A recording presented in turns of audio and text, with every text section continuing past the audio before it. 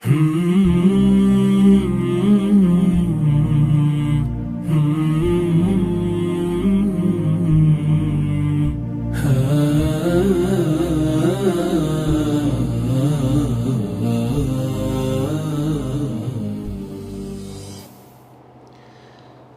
الله الرحمن الرحيم. الحمد لله رب العالمين،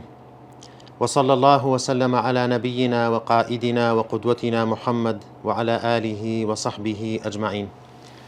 بريزان عزيزان، السلام عليكم ورحمة الله وبركاته. خوشحالم لخزمة ايوي بريز دابم بو پێشکەشکردنی زنجیرە بابەتێک و زنجیرەوانەیەک سەبارەت بە ناساندنی کتێبەکانی فرمودەی پێغەمبەرمان صلى الله عليه وسلم، کە دیارە بەنسبەت ئێمەی مسلمان فرموودە سەرچاوەی دووەمە لە دوای قورئانی پیرۆز لە بۆ تەشریع و لە بۆ حەلال و حەرام و ئەحکام و دینداری و عەقیدە و بیر و باوەڕی خۆمانی لێ وەردەگرین. لەبەر ئەوە زەڕورە کە ئەو کتێبانەی فرموودە کە زانایانمان خوای گەورە جەزای خێریان بداتەوە کۆیان کردیتەوە، فرموودەکانیان تێدا تۆمار کردیان، بە ئێوەی بەڕێزیان بناسێنین. بەڵام پێش ئەوەی کە بچینە ناو کتێبەکان، پێم باشە کە ئەڵقەی یەکەم تەنها وەکو پێشەچیەک دەستپێکێک بی بۆ ئەو زانستەی کە پێی دەگوترێ مەناهیج المحەدیثین، منهەج و میتۆد و ڕێباز و ئەو ڕێگا و شێوازانەی کە فرموودەناسان بەکاریان هێنا لە بۆ تەعاملکردن، مامەڵەکردنیان لەگەڵ فرموودە، لە بۆ چۆنیەتی حکومدان، لە بۆ چۆنیەتی وەرگرتنی فرموودە و جێڕانەوەی فرموودە و تۆمارکردنی فرموودەکان لە کتێبەکانیاندا، کە ئەو عیلمە ئەو زانستە زیاتر لەو سەردەمەدا کتێبی لەسەر تەلیف کرایە و لەسەر نووسرایە، پێشترێش هەبووە بەڵام بەو ناوەنا، ئەوەی کە بەو ناوە مەناهیج المحەدیثین، منهەجی فرموودەناسان، زیاتر لەو سەردەمەدا کتێبی لەسەر نووسرایە، کە دیارە طبعاً فرموودەناسان کاتێک کە حکمیاندایە بەسەر فرموودە، کاتێک کە حکمیاندایە بەسەر ڕاویەکان، بەسەر جێرەڕەوەکانی فرموودە، کاتێک کە فرموودەکانیان تۆمار کردێ لە کتێبەکانیاندا، کارەکەیان بەڕاستی کارێکی ئەشوائی نەبووە، کارێکی هەڕەمەچی نەبووە، بەبێ بەرنامە و پلان نەبووە، بەڵکو بە مەنهەجیەتێکی زۆر دەقیق، زۆر ورد، کە بەڕاستی جێگای شانازی ئێمەی مسلمانە. تەنانەت نەیارێکی وەکو گۆڵدزیهەر کە مستەشریقێکە، خۆرهەڵات ناسێکە کە زۆر داخلە دڵیشە بەرامبەر بە ئیسلام، بەڵام کاتێک کە لێکۆڵینەوە دەکا لە مەنهەجیەت و لە میتۆد و ڕێبازی فرموودەناسان، خۆی ناگری بۆی کە دان بۆدا بنێ بڵێ کە مسلمانان مافی خۆیتیان شانازی بکەن بە زانستی فرموودەناسیەکەیان. بەشێکیش لەو زانستی فرموودەناسیە بێگومان بریتیە لەو مەنهەجیەت و لەو میتۆد و ڕێباز و ڕێگا و ئەو شێوازە دەقیق و ورد و بەهێزەی کە فرموودەناسان لەسەری بوون، چ لە جێڕانەوەی فرموودە، چ لە وەرگرتنی، چ لە حکمدان بەسەر فرموودەکان، بەسەر ڕاویەکان، چ لە تۆمارکردنی و چۆنیەتی تۆمارکردنی فرموودەکان لە کتێبەکانیاندا. ئەو مەنهەجیەتە شتێک نەبووە کە فرموودەناسان، زانایانمان ڕەحمەتی خۆیان لەسەر بیکە لە خۆیانەوە هینابیان، بەڵکو هەل لە سەحابەوە خوا لێیان ڕازی بێ لە قورئان و لە فرموودەکانی پێغەمبەرەوە صلی الله عليه وسلم وەریان گرتیان.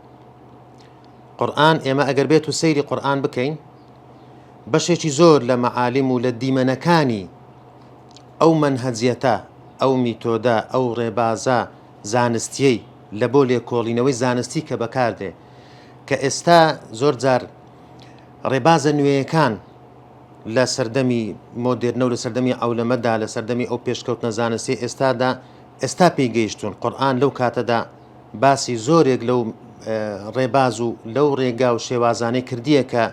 پێویستە بەکار بێ لە بۆ لێکۆڵینەوەی زانستی، لە بۆ گەیشتن بە حەقیقەت، گەیشتن بەڕاستی لە هەر زانستێکدا. بۆ نمونە قورئان یەکێک لەو لە بابەتە مەنهەجیانەی کەوە باسی دەکا داواکردنی بەڵگە، قل هاتوا برهانەکم. لە چەندین شوێندا قورئان داوا دەکا کە ئێوە بەڵگەکانتان چییە، کە ئەوە بابەتێکی مەنهەجیە لە نووسینی هەر زانستێک، لە نووسینی هەر بابەتێک، لە هەر لێکۆڵینەوەیەکی زانستیدا پێویستت بە بەڵگە هەیە، پێویستت بە بورهان هەیە، تاوەکو ئەو گریمانەی خۆت یاخود ئەو بانگەشەی خۆت بسەلمێنی لە بۆ بەرامبەرەکەت. بون من القرآن باسي ظن ما لبودك باسي قمان دكا إن الظن لا يغني من الحق شيئا كأما دبيشتكان يقيني بي بدل نيايي بي نابي قمان هل بقري بون من القرآن باسي أما لبودك ولا تقف ما ليس لك به علم شتك علم بيني لسري راموستا قرآن باسي أما لبودك كأما تشون تعامل بكين تشون معاملة بكين لقل هوالك كبو مانده كسيك أجر فاسق بو هوالكي نابي بأساني لي وربقرين وكو خواي جورك لسورة حجرات دفرمي يا أيها الذين آمنوا إن جاءكم فاسق بنبأ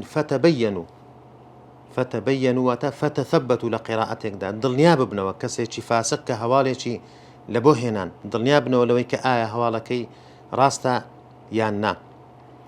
همو أو آياتان وتسندين آياتي تريش دیمەنێکی ئەو منهەجیەتەیە کە مسلمانان هەر لە سەردەمی سەحابەوە خوا لێیان ڕازی بێ لەسەری پەروەردە بوون بۆیە شتێکی غەریب نییە شتێکی نامۆ نییە کە مسلمانان و فەرمودەناسان و زانایانی ئومەتی ئیسلام بەو شێوازە منهەجیە و میتۆد و بەو ڕێبازە بەهێزە تەعامل بکەن لەگەڵ فەرمودەکانی پێغەمبەر صلی الله علیه وسلم و کۆی بکەنەوە تۆماری بکەن لە کتێبەکانیاندا ئێمە ئەگەر بێت و پێناسەی ئەو زانستە بکەین زانستی مەناهیج المحەدیثین میتۆد و ڕێبازەکانی فەرمودەناسان بریتیە لەو ڕێگایانەی لەو هۆکارانەی لەو شێوازانەی کە زانایان کە فەرمودەناسان بەکاریان هێنا لە بۆ جێڕانەوەی فەرمودە وەرگرتنی فەرمودە تەحەمل و ئەدامان هەیە ئەمە وەرگرتنی فەرمودە تەحەمل ئەدا جێڕانەوەی فەرمودەکە ئەو ڕێگانەی کە بەکاریان هێنا لە بۆ ئەوە لە بۆ نمونە ڕێگاکانی تەحەمل ئمە سەماعمان هەیە بە گوێ لێبوون گوێ بیست بوون قراءە هەیە القراءة على الشيخ قوتابیەکە دەخوێنتەوە شێخەکە گوێ لێ دەبی مکاتەبەمان هەیە نووسین ئیجازەمان هەیە ئیجازە پێدان مناوەلا کتێبەکە دەداتە دەستی و ئیجادەمان هەیە دۆزینەوەی کتێبێک ئەو ڕێگانەی کە فەرمودەناسان باسییان کردێ پاشان جێڕانەوەی ئەو فەرمودانەوە هەروەها تەدوین نووسینەوەی فەرمودەکان لە کتێبەکاندا و ئەو ڕێگانەی کە بەکاریان هێنا ئەو ئەسڵانەی ئەو یاسایانەی ئەو قاعیدانەی کە دایانایە لە بۆ تەعاملکردن لەگەڵ ئەو بابەتانە و ئەو شێوازانەی بەکاریان هێنایە لە بۆ تەقسیمکردن تەرتیبکردن و تەوزیعکردنی بابەتەکان لە بۆ نمونە بابی لە کتێبەکانیاندا بابی عیبادات بابی معاملات لە عیباداتەوە لە تەهارەوە دەست پێ دەکات نوێژ ڕۆژوو زەکات حەج بەو شێوەیە فەرمودەکانیان بەو شێوەیە تەقسیم کردێ پاشان دێنە سەر بابی معاملات هەموو ئەوانە بریتیە لە مەناهیج المحەدیثین واتە مەناهیج المحەدیثین ئەگەر بێت و ئێمە ینی لایانی شەفەویەکەش دەگریتەوە طبعاً لایانی شەفەویەکە کە بەزارەچی فەرمودەیان گواستیتەوە و حکمیان بەسەردایەوە جێڕایەتیانەوە ئەوە دەگریتەوە هەروەها لایانی نووسینیش دەگریتەوە کاتێک کە ئەو فەرمودانەیە لە کتێبێکدا تۆمار کردی و نووسیتیانەوە مەناهیج المحەدیثین هەموو ئەو بابەتانە دەگریتەوە وەکو دەستپێکردنی ئەو زانستە بێگومان دیارەکە نەک تەنها زانستی مەناهیج المحەدیثین یاخود بە گشتی زانستی فەرمودەناسی بەڵکو هەموو زانستە شەرعیەکان هەر لە زانستەکانی فەرمودە زانستەکانی قورئان تەفسیر فقه ئوسولی فقه تەنانەت لوغە نەحو سەرف و ئەدەب و ئەو بابەتانە هەمووی ناتوانین بڵێن ئێمە کە دامەزرێنەرێکی محەدەد و دیاریکراوی هەیە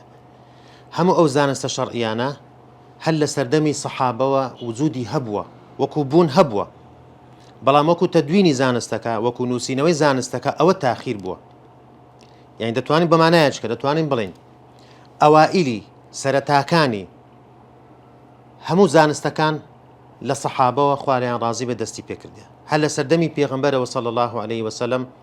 دەستی پێکردێ سەرەتاکانی فەقیهەکان سەحابە بوون فەقیه بوون سەحابە سەرەتاکانی ئوسولیەکان ئەوانەی کە شارەزا بوون لە ئوسولی فقه سەحابە بوون سەرەتاکانی لوغەویەکانیش تەنانەت زمان زانەکان لە زانستەکانی زمانی عەرەبی هەر سەحابە بوون سەرەتاکانی فەرمودەناسان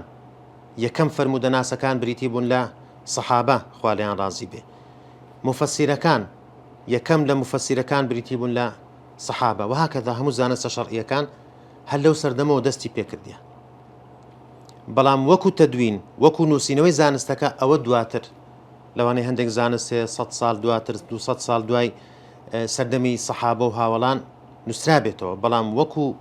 بوونی زانستەکە وجودی هەبووە. لە بۆ نمونە کاتێک کە باسی زانستی ئوسوڵی فقه دەکرێت کە دەگوترێت کە ئیمامی شافعی ڕەحمەتی خوای لێبی یەکەم کەس بوو کە تەدوینی ئەو عیلمەی کردێ لە کتێبی ڕیسالە، نووسینەوەی عیلمەکە. ئەگەرنا ئەو قاعیدانە ئەو یاسایانەی کە ئیمامی شافعی لە کتێبی ڕیسالە باسی دەکات ئایا لە سەردەمی سەحابەدا نەبووە؟ بێگومان هەبووە، بێگومان سەحابە بۆ شێوەیە تەعاملیان کردێ، بەڵام ئیمامی شافعی هات چی کرد؟ زانستەکەی کۆ کردەوە، ئەو یاسایانەی کە ئەوان تەعاملیان پێ دەکرد ناوی لێنا، زاراوی لە بۆ دانا لە بۆ زانستەکە. هەموو زانستەکان بۆ شێوێ، کەواتە مەناهج المحەدیثینیش بە هەمان شێوە. ئەمە وەکو گوتمان هەر لە قورئانەوە سەحابە ئەوەیان وەرگرتیە. هەر بۆ نمونە و ئاەتێک کە باسمان کرد لە سوورەتی حوجرات کە ئاەتێکی بەڕاستی مرکزیە، سنتەرە،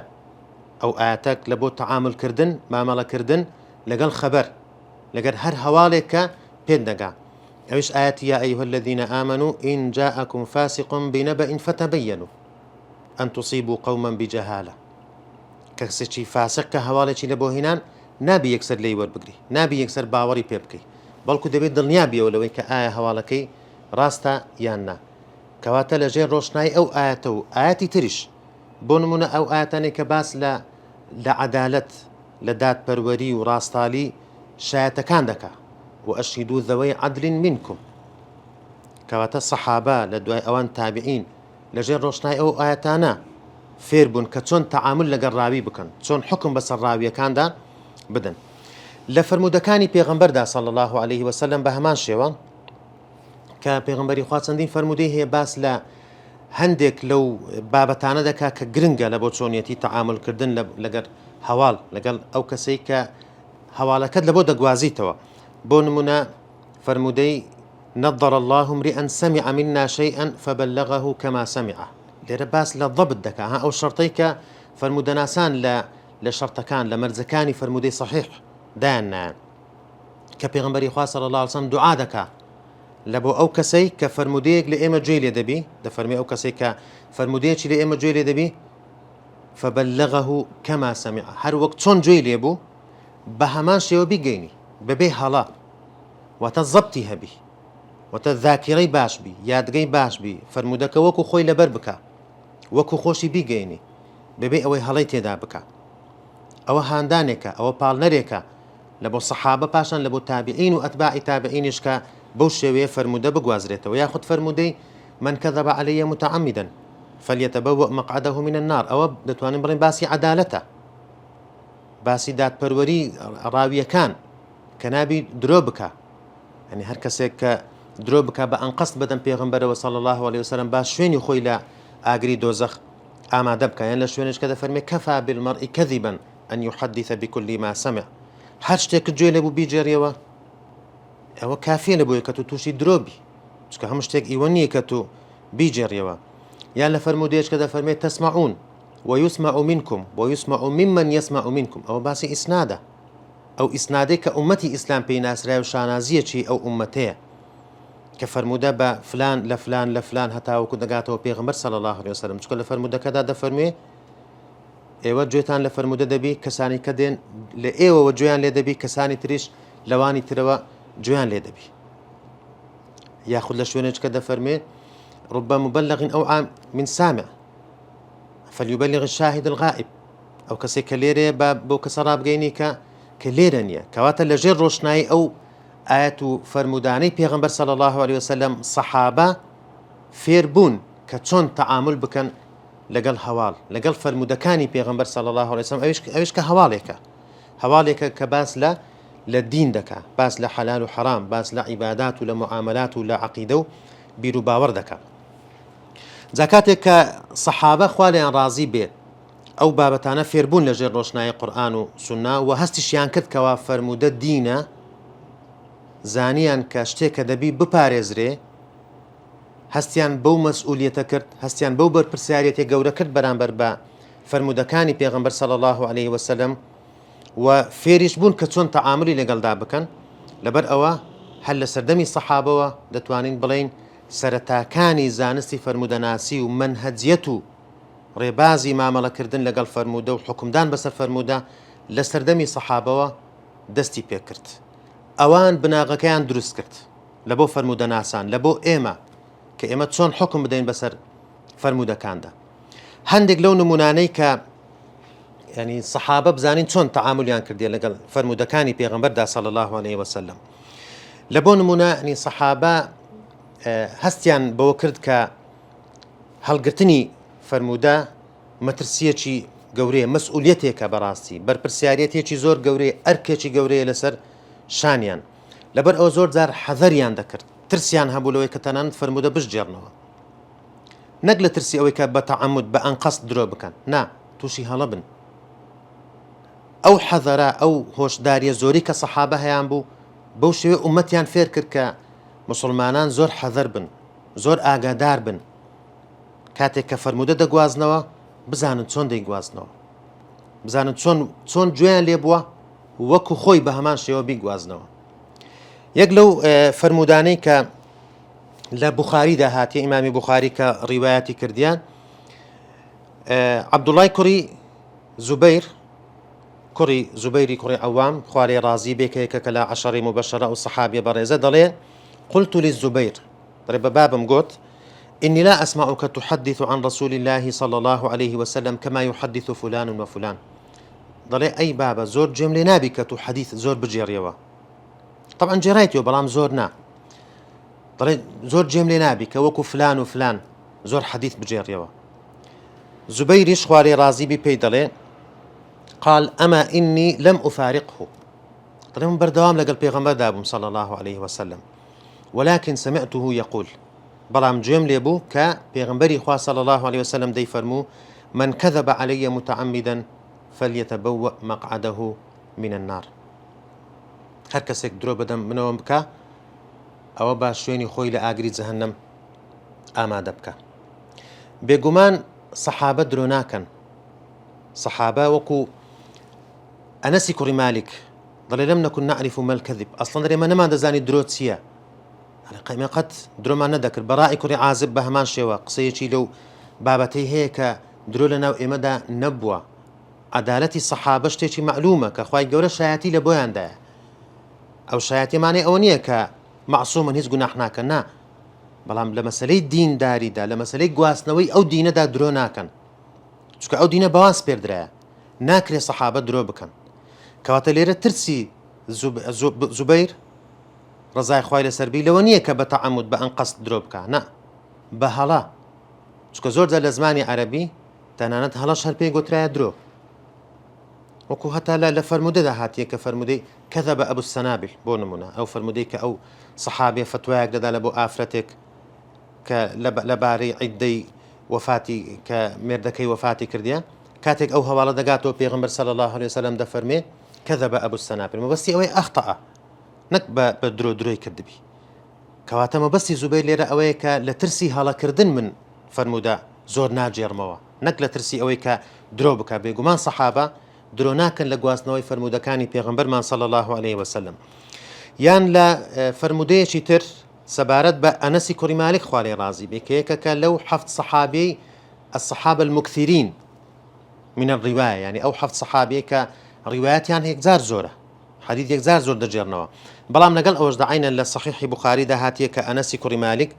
دفرمي إنه ليمنعني أن أحدثكم حديثا كثيرا أن النبي صلى الله عليه وسلم قال،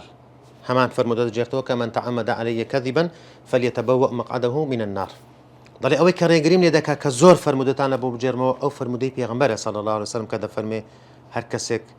درۆ بکە بە ئەنقەست بەدەم منەوە با شوێنی خۆی لە ئاگری جەهەنەم ئامادە بکە. کەواتە ئەو حەذەرە، ئەو ئاگاداربوونە، ئەو هۆشداریەی هاوەڵان لە بۆ تەعاملکردنیان لەگەڵ فەرمودەکانی پێغەمبەردا صلی الله عليه وسلم بێگومان تابعینی لەسەر ئەوە پەروەردە بوون و ئەتباعی تابعینیش لەسەر ئەوە پەروەردە بوون. ئەوەیە کە لە سەرەتاکانی ئەو مەنهەجیەتەی کە ئێمە ینی فەرمودە پێویستە چۆن سەیری بکەین،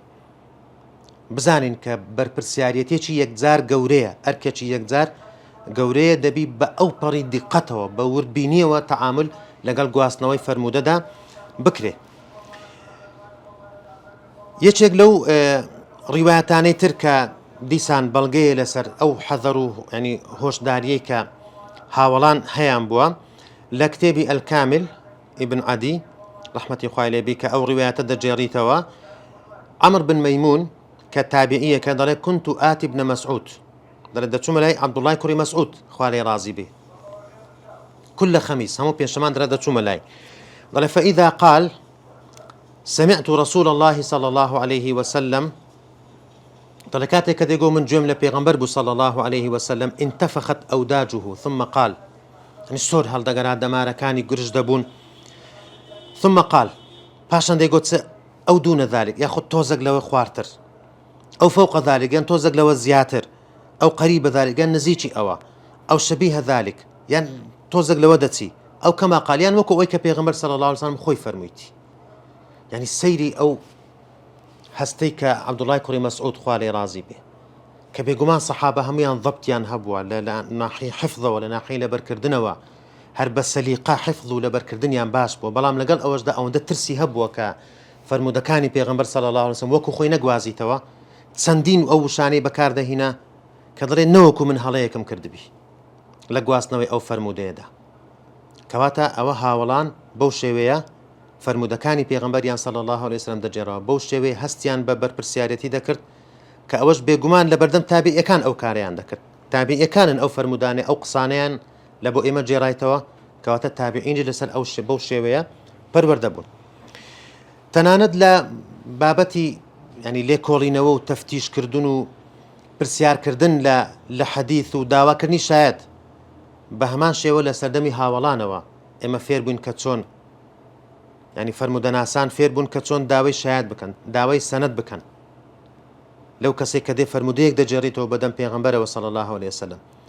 دوو نمونەی زۆر زەق و مەشهورمان هەیە لەو بابەتە، یەکیان ئەبوو بەکر خوا لێی ڕازی بێ خەلیفەی یەکەم، کاتێک کە داپیرەیەک دێتە لای پێی دەڵێ من نەوەکەم وەفاتی کردیە،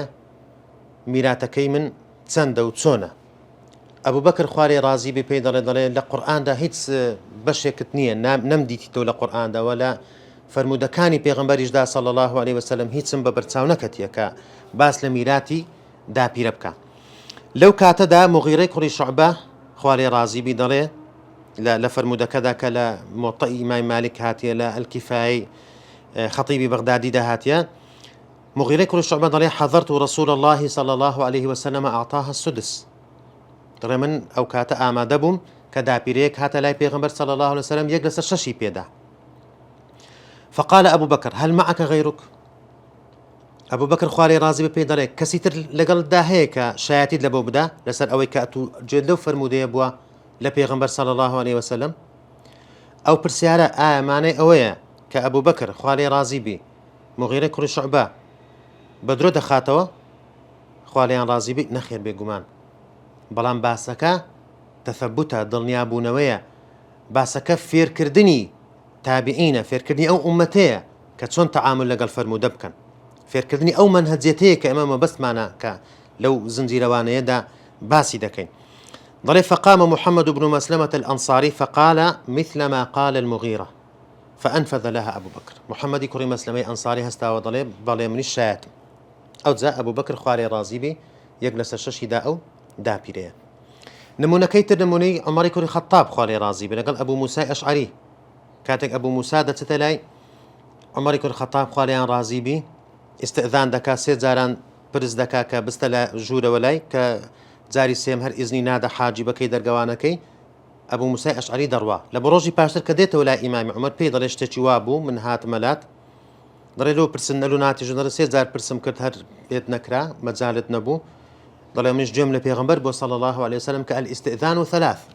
پرس وەرگرتن یان لە دەرگەدان سێ جارە، لە دوای ئەو سێ جارە کە خاوەن ماڵەکە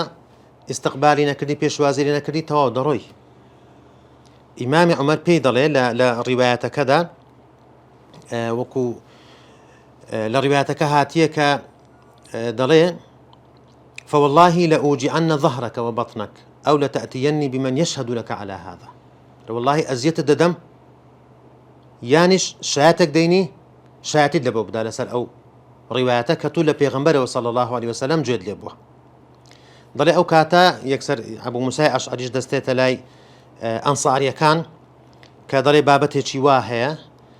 فقالوا لا يشهد لك على هذا إلا أصغرنا. أنصاري كان بيان قد بتشكترين مان دي شهادتي دبور دالة سر أو بابتك أويش جوي لبيغمبر صلى الله عليه وسلم كأويش أبو سعيد الخدري خوالي رازي بي. فقال كنا نؤمر بهذا. فقال عمر خفي علي هذا من أمر رسول الله صلى الله عليه وسلم ألهاني عنه الصفق بالأسواق. ضل من أوشتم جوي لنبو لبيغمبر صلى الله عليه وسلم لبر أوي خريجي كارو كاسبي بازار وتجارت بو. تنان لو كاتا أبي كعب بي ضل أي أمير المؤمنين أي أميري باب برواداران ما بعذاب لسر أصحاب كاني بيغمبر صلى الله عليه وسلم. إمام عمر لو كاتا دات ضل إنما سمعت شيئا فأحببت أن أتثبت. شتيكم جيري أبو حزم كردن نياب بموا لا رواية دي كذا هاتيك لموطئ إمام مالك باسي دكا بيدلتسا ها أو باسي كقطمان لا أبو بكر الشوالي رازي بي ليرج بهمان شو آماني أويكا إمام عمر أبو موسى أشعري بدروزن دزاني بيقومان نخير بلام تي بيدلي أما إني لم أتهمك من اتهام داكن بوي كدرو دكي بدن بيغمبر صلى الله عليه وسلم ولكني أردت ألا يتجرأ الناس على الحديث عن رسول الله صلى الله عليه وسلم. أو قصية براستي بنماية زور قرنقا لبو أو من هزيتي كفر مدناسي لسري دامزرع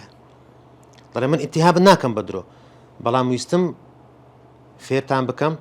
كهر كسيك بآساني جرأت نكا حديث لبيغمبر صلى الله عليه وسلم بجريتو ببي أوي سندي چي هبي بي أوي بلغيك بي أوي شهاتي چي هبي كواتا فيركرني أو أمتي لسردمي صحابة بو منهجيتا تعامل يان كردي أو نقدي سندة تنانا نقدي متنش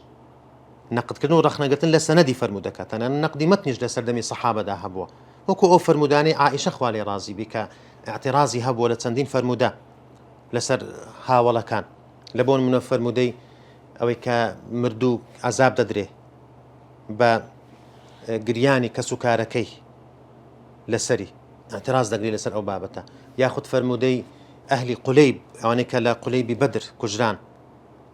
ك بيغمبر صلى الله عليه وسلم قصيان لقل دكادر إنهم يسمعون كان جيان لقصكاني من دبي بهمان شوي اعتراضي لسر أو دبي يعني نقدي متن كذا أقرتي يعني زانيان ترجيحي قصي عائشة نكر دي لسر لو بابتا بلان باسك لوي كتنانا نقدي متنج دناو الصحابة دا هبوا كواتا أول سردمي الصحابة طبعا بيقومان الصحابة كتابعين لقليان دابون بهمان شوي تابعي كانش رحمتي خوان لسربي فيري أو منهزية تبون فيري أو بون كأو لي كولينوي أو تفتيشو أو تحرية بكن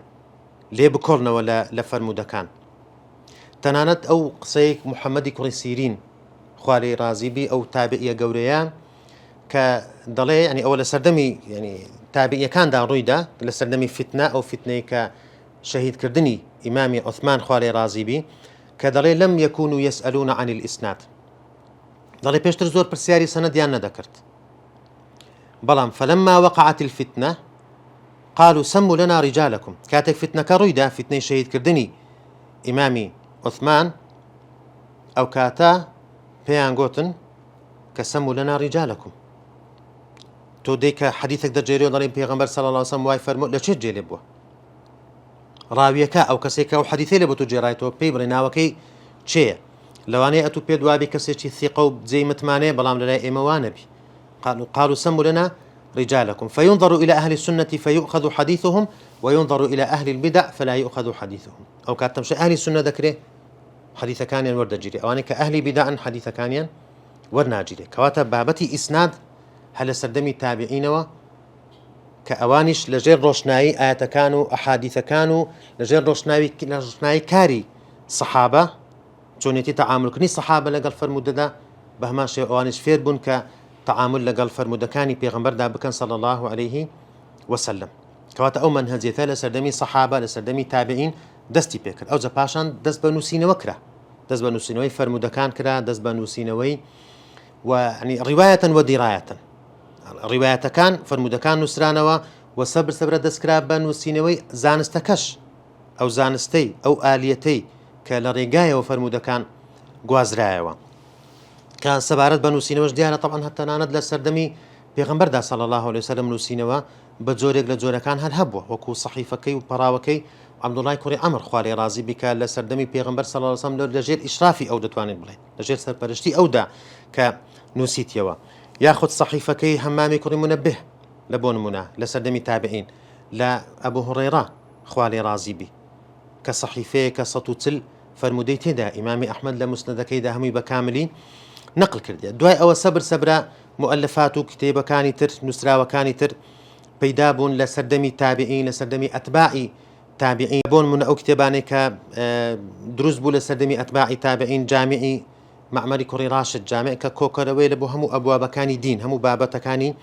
دين بلان ببي أو كترتيب كرابي ببي أو ترتيب كرابي بجري مثلا عبادات ومعاملات أو بابتانا ياخد جامعي سفياني ثوري رحمة خوالي بيان موطأ كان موطئي ابن أبي ذئب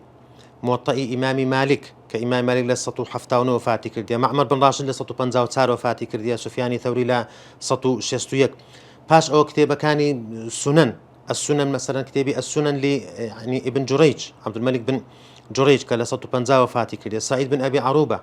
كلا سطو بنزاو شش وفاتي كرديا مصنف كي حماد كوري سلمة مصنفي وكيع بن الجراح ياخذ مسندي أبو داودي طيالسي وهكذا سبر كتابة كان دستيان با يعني نوسركان زانایەکان فرمودەناسەکان دەستیان کرد بە نووسینەوە و تۆمارکردنی فرمودەکان لە کتێبەکاندا سەبارەت بە ینی سەرەتاکانی دەستپێکردن بە نووسینەوەی مەناهیج المحەدیثین ئەو زانستێک کە ئێمە مەبەستمانە یەک لەو بابەتانەی کە سەرەتا ینی دەستی پێکرد هەندێک لە ئەقوالەکان ئەقوال و قسەی هەندێک لە زانایان یعنی توان بڵێن سەرچاوی ئەو زانستی مەناهیج المحەدیثین هەندێک لە ئەقوالەکانیان هەندێک لە ئەو قسانەی کە کردیتیان قەولێک کە لێیان گوازرایەوە بە سەنەد ئەوە شتێکی لێ وەردەگیرێ لە بۆ ئەو زانستە لە بۆ نمونە ئیمامی مالک کاتێک کە مۆتەئێکی لە بۆ دەینن مۆتەئەکەی عەبدولعەزیز الماجشون کە لە بۆی دەینن ضلي فأتى به مالكا فنظر فيه فقال إمام مالك تمشي أو موطئيك طبعا أو موطئيك ماجشون كنوسيبوي تنها أقوال بو تنها قولي صحابة وتابعين وزانايان بو حديثي تيدان بو إمام مالك دفرميتي ضلي ما أحسن ما عمل درشتشي جواني كرديا ولو كنت أنا الذي عملت ابتدأت بالآثار ثم شددت ذلك بالكلام ضلي من أقل من بام يكم زار آثار يعني حديث كان دنوسيا أو زباشان أقوالي صحابة وتابعين فتواي صحابة وتابعين دنوسيا دل قال ثم إن مالكا عزم على تصنيف الموطأ فصنفه كواتا لو قصي ورد جري منهجية إمام مالك هما باسي مناهج محدثين دكين يعني منهج إمام مالك أويتسيكا يكم زار فرمودا كان باشان أقوال فتاوي زانايان ياخذ لو قصي إمام بخاري كاتك دفرمي لم أخرج في هذا الكتاب إلا صحيحا وما تركت من الصحيح أكثر كواتا ليرو منهجية إمام بخاري من لبو بدر دكوي كمن لو كتابي خوم دا تنها أوفر مدانم تمار كرديك صحيحا كراست درستن وهكذا تسندين أقوالي تنمان هي لو شوي كدكريتا سرتاوي چي گرنگ لسرتاوي كاني دست بكرني أو زانستا باشان هندك كتاب هي كبناوي مناهج المحدثين نبوة بلان بشيكي زور لو منهجيته ولو ريباز وشيوازي تێدا باس کرایە کە ئەو فەرمودەناسە لەسەری ڕۆیشتیە لە بۆ نمونە هەندێک لەو کتێبانەی کە ئیمامەکانی سنە و پێشەوایانی سنە بخۆیان کە نووسیتیانەوە لەوانە مقدمەکەی ئیمامی مسلم پێشەچێکەکە ئیمامی مسلم لە بۆ سەحیحەکەی کە بەڕاستی پێشەچێکی زۆر گرنگە باس لە منهجیەتی خۆی دەکا لە کتێبەکەیدا کە ئەو کەسەی داوای لێ دەکا كتابك بنوسي فرمودة صحيحة كان وفرمودة مشهورة كان بيغمبر صلى الله عليه وسلم كوب كاتوا أو فرمودانيك غريب نين يكس جرابيوا بلكو أو فرمودانيك مشهور ومرزا كان سبي هم أنا باز دكا ضل منيش دستن بيكر با كوكرنوي أو كتابة طعم تيدا باس لا إسناد دكا باس لراوية ضعيفة كان دكا باس لمرزي خوي دكا باس عن أنا دكا عن أني أو دراوي كمتعاصرين لقال يكتريكواتا يعني بشي چي زور لمنهجية إمام مسلم لبيشة شكيدا لبومان بدر دكوي يعني ناس عندنيك لبو كتابكي خوي يان لبو نمونا رسالكي أبو داود لبو خلشي مكة كداوي ليدا كان باس يشي كتابكي خوت ما لبو بكا ناميش يان لبو دنوسي كباس لا کتێبەکەی خۆی دەکات باز لە فەرمودەکانی ئەو کتێبە دەکات کە من چ فەرمودەیەکم لە کتێبەکەمدا تۆمار کردی ئەتیمادم لەسەر چ ڕاویەک کردی پشتم بە چ فەرمودەیەک بەستیە یاخود کتێبی عیلەلی ترمذی کە لە کۆتایی جامیعەکەیدا جامیعی ترمذی لە کۆتاییەکەیدا بەشێکی بە ناوی العیلل ئەوەی کە ئیبن ڕەجەب ڕەحمەتی خوای لێی پاشان شەرحی دەکات لە کۆتایی ئەو کتێبەیدا بە هەمان شێوە ئیمامی ترمذی باس لە منهەجەتی خۆی دەکات بۆ نمونە یەکێک لە گرنگترین ئەو بابەتانەی کە باسی دەکات باز لە حەدیثی حەسەن مستەلەحێکە کە ئیمامی ترمذی خۆی ینی نەک خۆی داینایە بەڵام خۆی ینی پێناسەیەکی تایبەتی لە بۆ دانای ئەگەنا ئەو مستەلەحە پێشتر هەر هەبووە کەواتە ئەوانە سەرچاوە بیدایەتەکانی مناهج المحدثینن ئەوجە دوای ئەوە ینی دەستکرا بە کتێبی سربەخۆ لە باسی مەرجەکانی ئیمامەکان لە بۆ نمونە یەکەم کتێبی سربەخۆ کە نووسرا سەبارەت بە مەرجی ئیمامەکان و پێشەوایان و زانایانی فەرموودا کتێبی شروط الئەئیمە محەممەد بن ئیسحاق بن مەندە کە لە ساڵی 395 وفاتی کردیە باس لە مەرجی هەندێک لە فەرمودەناسەکان دەکات دوای ئەوە شروط الئەئیمە ستە وەتە بوخاری مسلم ئەبوو داود ترمذی نەسائی ئیبن ماجە کە محەممەد بن طاهر المەقدسی لە ساڵی 557 وفاتی کردیە پاش ئەوە شروط الئەئیمە الخەمسە کە ئیبن ماجەی لەگەڵدانیە محەممەد بن موسى الحازمی کە لە ساڵی 584 وفاتی کردیە ئەوانە هەموو سەرەتان لە بۆ نووسین لەسەر ئەو بابەتە طبعا لە سەردەمەکانی دواتریش بابەتی ترمان زۆرە کتێبی ترمان زۆرە لەسەر ئەوە لە بۆ نمونە مقدمەکەی ابن حەجەری عەسقەلانی ڕەحمەتی خوای لەسەربی لە بۆ فتح ینی لە بۆ صحیح بوخاری کە فتح الباریە طبعا پێشەچێک لە بۆ فتح الباریەکەی بە ناوی هەدی الساری لە ینی ئێستا کە لە دوو مجەلەددا طبع کرایە تەنها ئەو پێشەچیە کە پێشەچێکی بەڕاستی زۆر زۆر گرنگە زۆر بەهێزە لە بۆ ناساندنی صحیحەکەی ئیمامی بوخاری و منهەجەتی ئیمامی بوخاری لە کتێبەکەیدا یاخود پێشەچی ئیمامی نەوەوی ڕەحمەتی خوای لەسەربی لە بۆ صحیحی ئیمامی مسلم هەموو ئەوانە سەرچاوەن لە بۆ مەناهیجی محەدیثین خاڵێکی دیکە کە گرنگە باسی بکەین ینی باس لە بایەخ و گرنگی و ئەهەمیەتی مناهیجی محەدیثین ئێمە لەبەر چ مناهیجی محەدیثین بخوێنن ئەو علمە لەبەر چی دانرا لەبەر چ ضرورەتێکی هەیە کە ئێمە بیخوێنن بلە چەند خاڵێکدا باسی دەکەم یەکێک لەو خاڵانە بریتە لەوەی کە لە ینی ئاسانکاریەک بین لەوەی کە تو چۆن بە جوانترین شێوە بە ئاسانترین شێوە سوود وەربگری لە کتێبەکانی فەرموودا کاتێک کە منهەجی ئەو فەرمودەناسە دەزانی لە کتێبەکەیدا ئەو فەرمودەناسە بەو شێوەیە کتێبەکەی نووسیە بەو شێوەیە فەرمودەکانی تۆمار کردێ لە کتێبەکەیدا مەرجەکانی ئەوە بووە فەرمودەی لە فلان ڕاوی وەرگرتێ لە فلان ڕاویەکان دەبێ مواسەفاتیان بەو شێوەیە بی و تەقسیمی حەدیثەکان بەو شێوەیە تەرتیبی کردیە هەموو ئەوانە یان تەخریجی حەدیثەکان چۆن تەخریجی کردێ چۆن ڕیوایەتی کردێ هەموو ئەوانە کاتێک کە تو ئەو علمت خوێند منهەجی ئەو فەرمودەناسەت زانی ئەوە ئاسانکاریەکە لە بۆ تێگەیشتن لە کتێبەکەی پێشەچیەکە دەستپێکەکە لە بۆ ئەوی کە بچێ ناو کتێبەکەی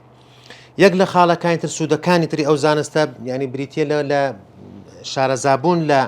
پەرسەندنی تەصنیف نووسینەوەی کتێب لە فەرمودەدا لە سونە و شارەزابوون لەو جوهدە لەو هەوڵ و ماندووبوون و تێکۆشانەی کە فەرمودەناسان کردیتیان لە بۆ تۆمارکردنی فەرمودەکان لە کتێبەکاندا یەک لە سوودەکانی تر بریتە لە شارەزابوون لە ڕێگاکان و شێوازەکانی نووسەرەکان نووسری ئەو کتێبانە زانایان و فەرمودەناسان و پێشەوایەکان لە و مەقسەدەکانیان مەبەستەکانیان چییە مەبەستە حەدیثیەکان مەبەستە فقهیەکان یعنی ئێستا لە بۆ نمونە کاتێک کە باس لە ئیمامی بوخاری دەکرێت تەرجەمەی ئەو بابانەی کە کردیتیش ئەنوانێکی دانایە لە بۆ بابەکان کتاب پاشان لەژێر کتابەکان ئەبوابی دانایە طبعا فقهی ئیمامی بوخاری لەو تەراجیمانە بەڕاستی لە تەرجەمەی باب کە دەڵێن تەرجەمە بەست لە عنوانی بابەکان عنوانی کتاب و عنوانی باب فقهی ئیمامی بوخاری لێرەدا بەدەردەکەوی کەواتە تو کاتێک کەش عنی ئەو زانستە دەخوێنی لە خلالی ئەو زانستەدا منهەجەتی ئیمامی بوخاری دەخوێنی شارەزای ئەو مەبەستانی ئیمامی بوخاری دەبی و دەزانی کە چۆن لە بۆی بگەڕێەوە چۆن ئیسفادەی لێ بکەی و شارەزایی ینی ئەو دیقەت و وردبینیەی ئیمامی بوخاری دەبی لە کتێبەکەیدا خاڵێکی دیکە ئەنی قسەکانیان